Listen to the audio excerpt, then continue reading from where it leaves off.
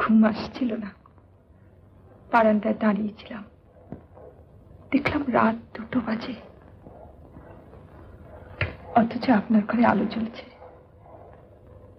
আপনি এত রাত পর্যন্ত কাজ করেন? সেই দুশ্চিন্তা আপনার খুব নষ্ট করবেন না। কিন্তু বলুন।